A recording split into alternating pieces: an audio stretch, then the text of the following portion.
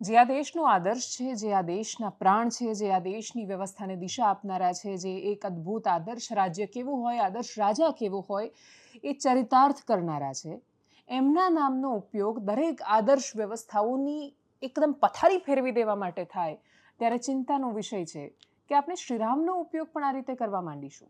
નમસ્કાર, આપની સાથે હું દેવાંશી.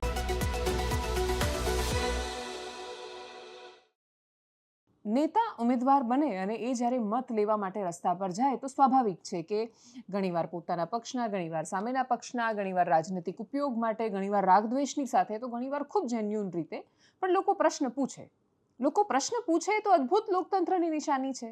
લોકો ખુલીને ઉમેદવારની સામે બોલી રહ્યા છે એ જ બતાવે છે કે આ દેશમાં લોકતંત્ર બહુ તંદુરસ્ત છે. પણ એ લોકતંત્રની એસી તેસી કરવાને, ઉમેદવારનો અવાજ, એ સામાન્ય માણસનો, મતદારનો અવાજ બંધ કરવા માટે તમે જય શ્રી રામના નારા લગાવવા માંડો એ કેટલું દુર્ભાગ્યપૂર્ણ છે. વડોદરા, અમદાવાદ, સુરત, રાજકોટ અનેક જગ્યાએથી આ પ્રકારની તસવીર સામે આવી રહી છે. વડોદરામાં તો ઉમેદવારે જ્યારે જય શ્રી રામના નારા ત્યાં આજુબાજુના માણસો લગાવવા માંડ્યા તો એક વ્યક્તિએ પૂછ્યું કે શ્રીરામના 10 નામ બોલીને બતાવો, અથવા કશું પણ એવું બોલીને બતાવો. કદાચ 10 નામ શું, 100 નામ પણ કોઈ બોલીને બતાવે, કોઈ આખું વિષ્ણુ સહસ્ત્ર નામાવલી બોલી જાય, તો પણ એનાથી એ તથ્ય નથી બદલાતું કે તમે કોઈનો અવાજ દબાવવા માટે જય શ્રી રામના નારાનો ઉપયોગ ન કરી શકો. શ્રીરામનું નામ અને નારો એ માત્ર તમારા રાજનીતિક નશાનો નારો નથી. એનો બહુ જ મતલબ છે આ દેશમાં. આ દેશની શ્રદ્ધાનું બહુ જ મૂળભૂત એક કેન્દ્ર સ્થાન છે શ્રીરામ. અને એટલે જ જે તસવીરો સામે આવી એ બહુ જ બધા પ્રશ્નો ઊભા કરે છે. ભારતીય જનતા પાર્ટી માટે આ ચિંતાનો વિષય છે, કેમ કે આ પ્રશ્નો કે ઉમેદવારો પૂછે મોટાભાગે ગામડાઓમાંથી જિલ્લા પંચાયત કે તાલુકા પંચાયતોમાં દેખાય. ગામમાં બેનરને પોસ્ટર લાગ્યા હોય કે નેતાઓએ આવવાનું નહીં, એ લોકો એવું કહેતા હોય કે અમારે ત્યાં સમસ્યા છે. પણ જે ગઢ છે, અમદાવાદ, વડોદરા, સુરત, રાજકોટ જેવા શહેરો જ્યાંથી ભારતીય જનતા પાર્ટીનો ઉદય થયો છે, એમની રાજનીતિનો ઉદય થયો છે, ત્યાં જો આ તસવીરો સામે આવે તો એમના માટે મનન કરવાનો સમય આવી ગયો છે કે જે લોકોને વર્ષો સુધી આ રાજ્યના, આ શહેરના માણસોએ પ્રધાનમંત્રી નરેન્દ્ર મોદીના નામ પર ને જે તે સમયે મુખ્યમંત્રી નરેન્દ્ર મોદીના નામ પર કે પછી હિન્દુત્વના નામ પર સતત વોટ આપ્યા, એ લોકો હવે આખરે પૂછી રહ્યા છે કે અમારા નળ ગટર રસ્તાનું શું? અને તમે દરેક વખતે 30 વર્ષ પહેલાં કોંગ્રેસના શાસનમાં શું હતું એની સરખામણીથી એ લોકોના પ્રશ્નોને બંધ નહીં કરાવી શકો. અમદાવાદમાં એ દેખાયું, વડોદરામાં દેખાયું, સુરતમાં દેખાયું. જે તસવીરો સામે આવી, કરીએ એના પર નજર.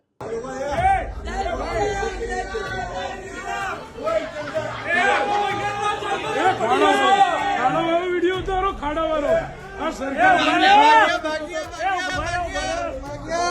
ભાગ્યા.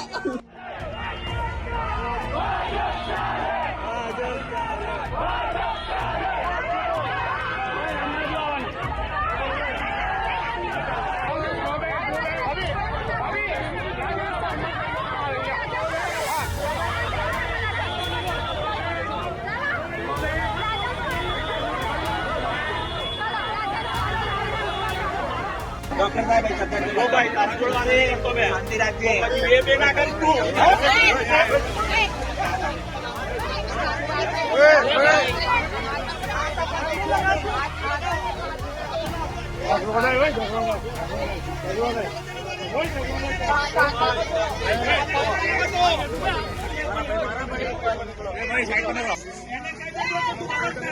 છોકરા પર હાથ લગાવ.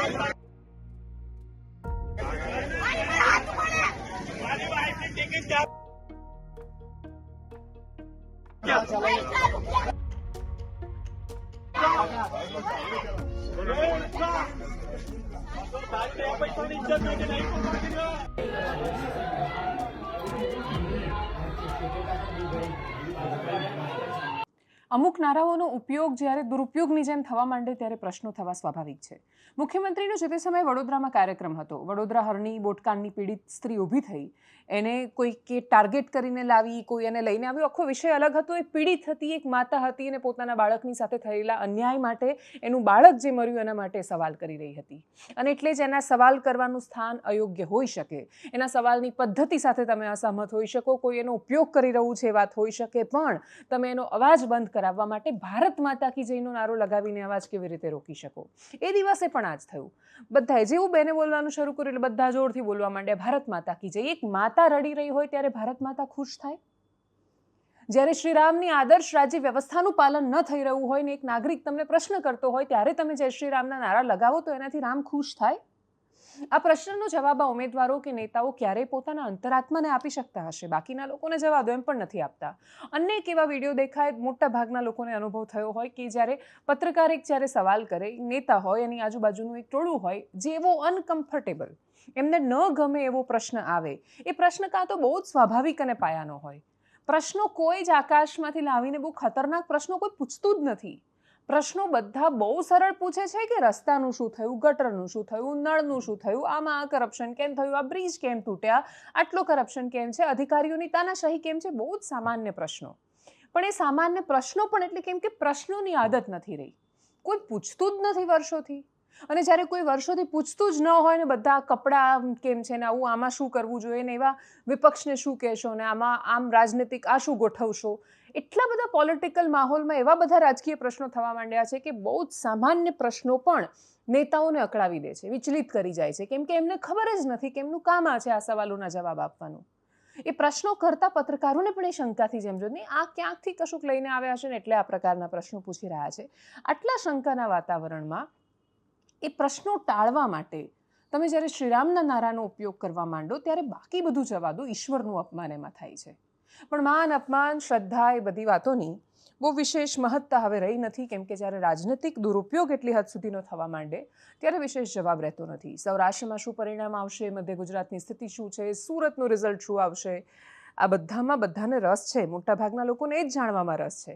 પણ એનાથી ઉપર ઉઠીને હકીકત અને પ્રશ્નો એ છે કે કયા રાજનૈતિક પક્ષો અથવા માણસો એવા છે કે જે જીતથી ઉપર ઉઠીને એ વિચારી રહ્યા છે કે આ રાજ્યની અસ્મિતાનું શું.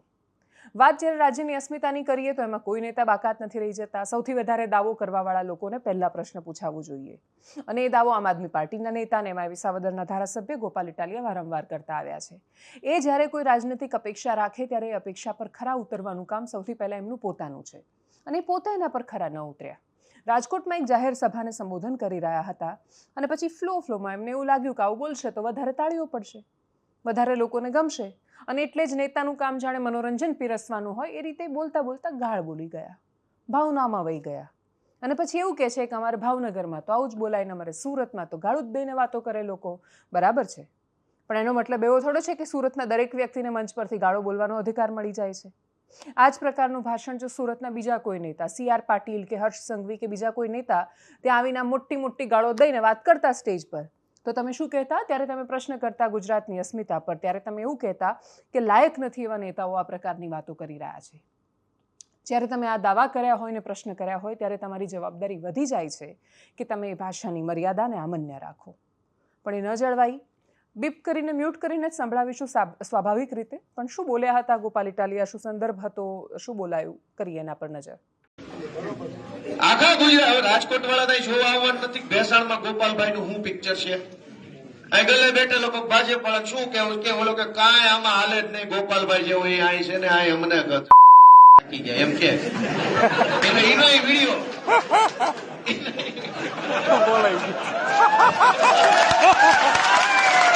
અમારે ભાવનગરમાં નોર્મલ છે. સોરી હો,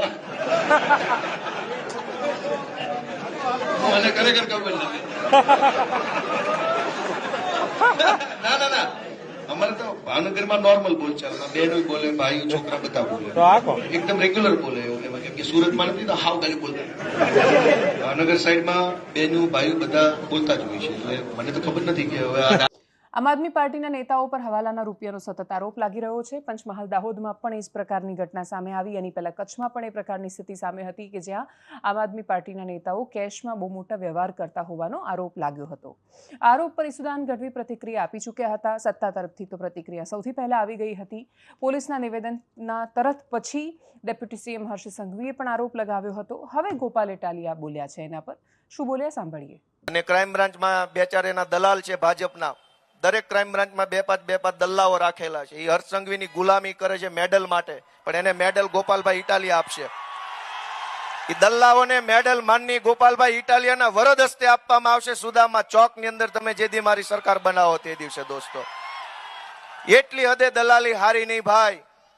1 કરોડ રૂપિયાનો હવાલો પકડાનો છે.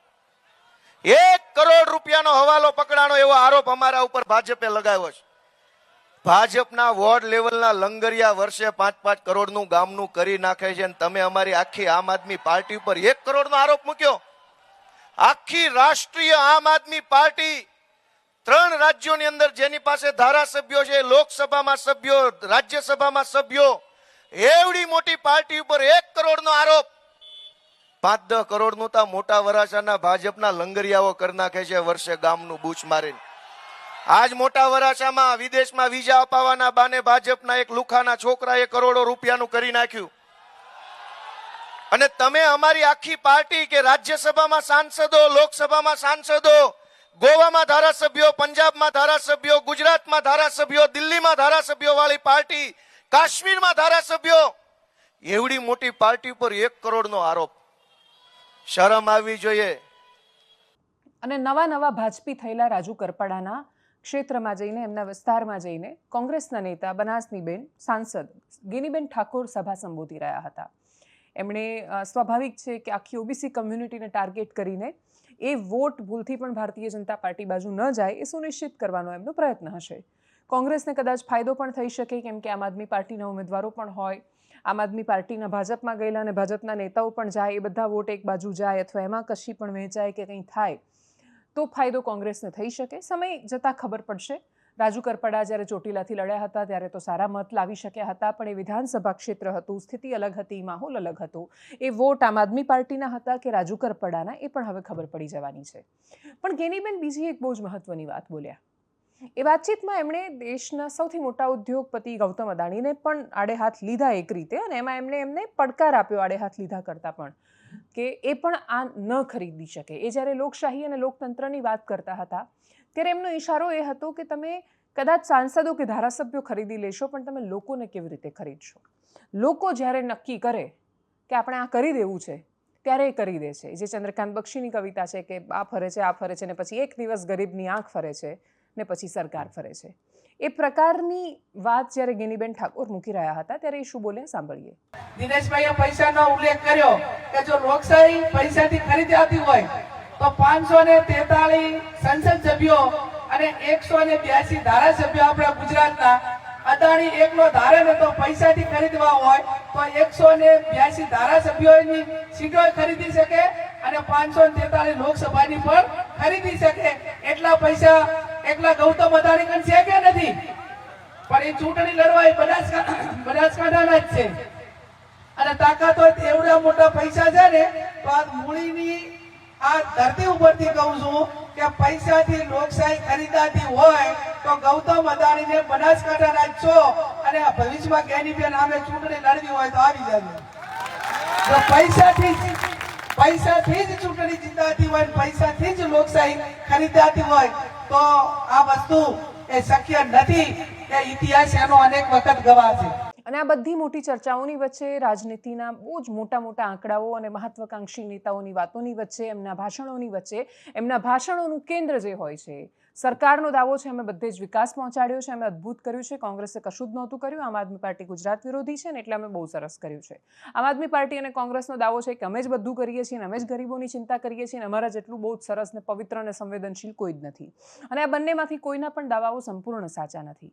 કદાચ કોઈ રાજનીતિમાં સંપૂર્ણ સાચું હોતું નથી, દરેકને પોતાની રાજનીતિ કરવાનો અધિકાર છે, પણ એ બધાની વચ્ચે એવા માણસો કે જે કદાચ ચૂંટણીના ચર્ચાઓમાં કેન્દ્ર હોવા છતાં સત્તાનું કેન્દ્ર એમના સુધી નથી પહોંચી શકતું. ના વિપક્ષની સંવેદનાઓ પહોંચે છે, ના સત્તાનો એ મિજાજ એમના સુધી પહોંચે છે. અમારી ટીમ પિરાણા ડમ્પિંગ સાઇટના રિપોર્ટિંગ માટે ગઈ હતી. સ્વાભાવિક છે કે કોર્પોરેશનની ચૂંટણી છે ને એટલે જ કોર્પોરેશન હસ્તક આવતી આવી મોટી વ્યવસ્થાઓ વિશે વાત થવી જોઈએ. અમદાવાદ મ્યુનિસિપલ કોર્પોરેશને પિરાણા ડમ્પિંગ સાઇટ હટાવવામાં અને પછી એને રિસાયકલ, રીયુઝ એ બધું કરવામાં બહુ અદ્ભુત કામ કર્યું છે. એટલે ધોલેરામાં બનતું એરપોર્ટ હોય ને એની જમીન નીચે પથરાતો જે કચરો છે એ અહીંયા પિરાણાથી ત્યાં પહોંચતો હોય ને બહુ જ સરસ રીતે વપરાતો હોય કે પછી ખાતર બનાવવા માટે એનો થતો ઉપયોગ બહુ જ સરસ રીતે કામ થઈ રહ્યું છે. કચરો છૂટો પાડે છે એની એક વ્યવસ્થા છે, એના પછી ડમ્પિંગ યાર્ડમાંથી ત્યાં જાય છે બીજી કોઈ જગ્યાએ, એનું ખાતર બની રહ્યું છે. પણ છતાંય એટલા મોટા ડુંગરો આપણે બનાવી દીધા હતા અને આટલી વિશાળ વસ્તીનો, કરોડો માણસોનો એટલો બધો કચરો છે કે એનું વ્યવસ્થાપન બહુ મોટી સમસ્યા છે. પણ આપણા ઘરેથી નીકળતો કચરો એ ગટરમાંથી જાય અને પછી એનું જ્યારે વેસ્ટ મેનેજમેન્ટ થવાનું હોય ત્યારે એ સુવેજનું તો વેસ્ટ મેનેજમેન્ટ થઈ જાય, પણ આપણે ક્યારેય વિચારીએ છીએ કે આપણા ઘરમાંથી નીકળતું પ્લાસ્ટિક, હોસ્પિટલમાંથી નીકળતો બાયોમેડિકલ વેસ્ટ બધું ક્યાં જાય છે, કેવી સ્થિતિમાં જાય છે? અને એને જ્યારે ગરીબ માણસો પોતાના પેટ માટે એ કચરાની વચ્ચે, તમે એ સાઈડ પરથી પસાર થતા હશો જે પૂર્વથી પશ્ચિમ અમદાવાદમાં જાય છે, બધાને ખબર છે, શ્વાસ નથી લઈ શકાતો. આપણને એવું થાય કે આ 500 મીટર ને 1 કિલોમીટરનો રસ્તો ક્યારે જાય ને ક્યારે આપણે ગાડીના કાચ ખોલીએ અને હવામાં શ્વાસ લઈએ. અનેક માણસોને એવી અસર થાય કે જો એમને ક્યારેક જવાનું થાય તો એમને તરત ઉલટી થઈ જાય એ જગ્યા પર, કાં તો માથું ચડી જાય. એટલું ખરાબ લાગે કે અહીંયા આપણે ક્યાં આવી ગયા છીએ, ગેસ ચેમ્બર બની ગયેલા શહેરમાં આવી ગયા હોય એવું લાગે. એ ડમ્પિંગ સાઇટ પર માણસો કામ કરે છે. એક એવી સ્ત્રી કે જે ઉંમરના એવા પડાવ પર પહોંચી છે કે એનું શરીર કામ નથી કરતું, સાવ લેવાઈ ગયેલું શરીર, દુબળું પડેલું શરીર, ને એની વચ્ચે એ કચરો વીણતી ગરડી સ્ત્રી હોય કે પછી એક માં કે જે કચરો વીણવાના કામ પર આવી છે, એની સાથે આવેલા નાના 2 બાળકો, એક 4-5 વર્ષનું બાળક ઘોડિયામાં સૂતેલા નવજાતને, પોતાના નાના ભાઈ કે બહેનને એ જ્યારે હિંચકો નાખી રહ્યું છે ત્યાં, તો એ કદાચ આ ભારતની એવી બોલતી તસવીર છે કે જેમાં કશું રહેતું જ નથી કહેવાનું. જે સાઇટ પર માસ્ક પહેર્યા વગર નથી જઈ શકતો સામાન્ય માણસ, એ સાઇટ પર અનેક માણસો કામ કરે છે. ના હાથમાં ગ્લવ્સ હોય છે, ના બીજી કોઈ વ્યવસ્થા હોય છે. એ બા જ્યારે વાત કરી રહ્યા હતા ત્યારે કદાચ આ સ્થિતિનો સંપૂર્ણ ચિતાર આપી રહ્યા હતા. એ બા કહી રહ્યા હતા કે વહેલી સવારે નીકળું છું, છોકરી આવતી નથી. છોકરી આવે તો એને ઉલટી થઈ જાય છે, બીમાર થઈ જાય છે, એટલે અહીંયા જે 200, 250, 500 રૂપિયા કમાય દિવસના, એ 500-700 રૂપિયા તમારા દવામાં જતા રહે, એટલે એને એ કામ પર લઈને નથી આવતા. પણ એ ઘરડા છે, એમનું બીજું કોઈ જ નથી. ભારતીય સમાજ વ્યવસ્થાની આ બહુ મોટી તસવીર છે કે એમને માત્ર દીકરીઓ છે ને દીકરો નથી, ને એટલે રાખવાવાળું કોઈ નથી. દીકરી હોય તો એ માને ક્યાં રાખી શકે છે? આપણી વ્યવસ્થા એ રીતે બનેલી છે. જેને દીકરો નથી એ લોકો તો ગળપણમાં અનાથ થઈ જાય છે. અને એટલે જે ઘરડા માણસો કે જે અનાથ થયા છે, એ જ્યારે આ પ્રકારનું કામ કરે ત્યારે સમાજ વ્યવસ્થા, આપણી અસમાનતા, આર્થિક રીતે વધતી જતી ખાઈ, હજારો અમીર માણસો જેને ખબર નથી કે જે બેફામ કચરો નાખી રહ્યા છે, એ કચરો કોણ સાફ કરતું હશે, કોણ ઉપાડતું હશે, એમની કલ્પનામાં, એમના વિચારમાં એ માણસો નથી આવતા. એમને જુએ તો એમને ગોબરા કહેતા હશે એ લોકો, કે આ કેવા ગંધાય છે, આ માણસો કેવા ગોબરા છે.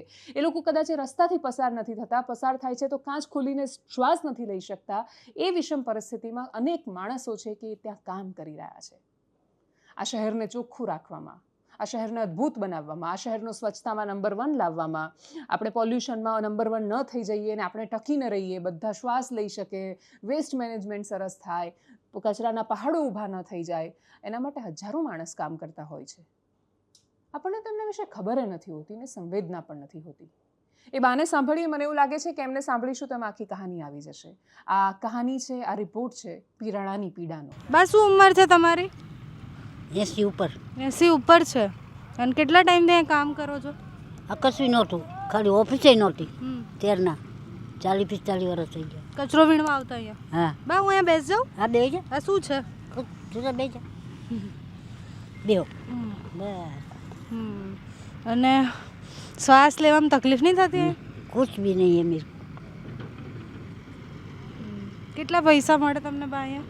300 રૂપિયા, 200 રૂપિયા, 300 રૂપિયા, 250 રૂપિયા, બસ. મને વધારે ન મળે. કેમ? મારે તો તાકાત હોય એટલું હોય ને. અચ્છા, જેટલો સામાન ભેગો કરો એટલું મળે એવું હોય? અચ્છા, વજન થાય પછી? હા, એનું વજન થાય. અને શું અલગ અલગ કરવાનું હોય તમારે? હા, મીણિયા, રફિયા, રમકડું. હા, 2 મિનિટ. રમકડું, કાચની બાટલી, આવું બધું જુદું જુદું કરવાનું હોય. પછી એને લઈ જાય કે અહીંયાથી? હા, નીચે અમારે ટેમ્પો આવશે, આ જઈને આવી. એ ઇલેક્ટ્રિસિટી ને બધું બનાવે ત્યાં લઈ જાય? ના, એ તો અમને નથી ખબર, પણ અમારે તો પીઠું અહીંયા છે, ત્યાં આપી દઈ. તો તમે કેટલા કલાક કામ કરો બા?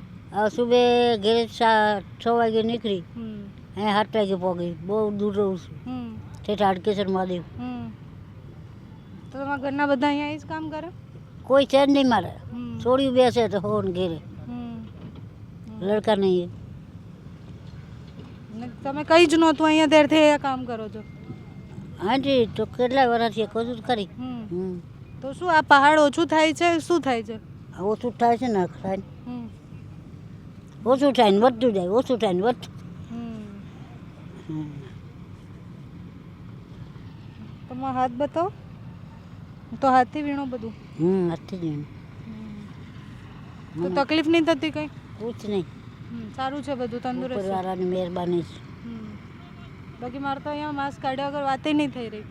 મારા બેબીને એવું છે. અહીંયા આવીને જો આવ્યો હોય ને થોડું વીણીને પછી ખાવા બેસીને કાઢી નાખે બધું આમ ઉલટી થઈ જાય. હા એટલે એને આવતી નથી. ના ભાઈ બીમાર થઈ જાય પણ દવામાં પૈસા જાય એના કરતાં લાવવા નહીં. અને અહીંયા તમારી જોડે કોણ આવે? તમે એકલા આવો? કોઈ નહીં, મેં હું એકલી જ. આ બધા અમારી જોડે. આ બધું તમે ભેગું કર્યું? હા શું ભેગું કર્યું છે? કીધું નહીં, મીણિયા રૂપિયા. અચ્છા, તો આ નીચે આપી દેવાનું બધું? હા નીચે આપી દેવાનું. બહુ જ મોટી સમસ્યાઓની ચર્ચા કરતા અને પછી એના નિકાલની ચર્ચાઓ કરતા આપણે બધા જ ભેગા થઈને, એટલે પત્રકારો, સામાન્ય નાગરિકો, સરકાર, વિપક્ષ બધા જ ભેગા થઈને આ એવા નાના માણસો કે જે એમના હાથ તો ગંદા આપણા માટે ને આપણા કચરાના કારણે થઈ રહ્યા છે, એમના હાથમાં ગ્લવ્સ આપવા સુધીની ચિંતા કરી શકીએ એવી અપેક્ષા સાથે એનાલિસિસમાં અત્યારે બસ આટલું જ. જો આપ અમને યુટ્યુબ પર જોઈ રહ્યા છો તો સબસ્ક્રાઇબ કરો, ફેસબુક પર જોઈ રહ્યા છો તો ફોલો કરો, વિડીયોને શેર કરો. નમસ્કાર.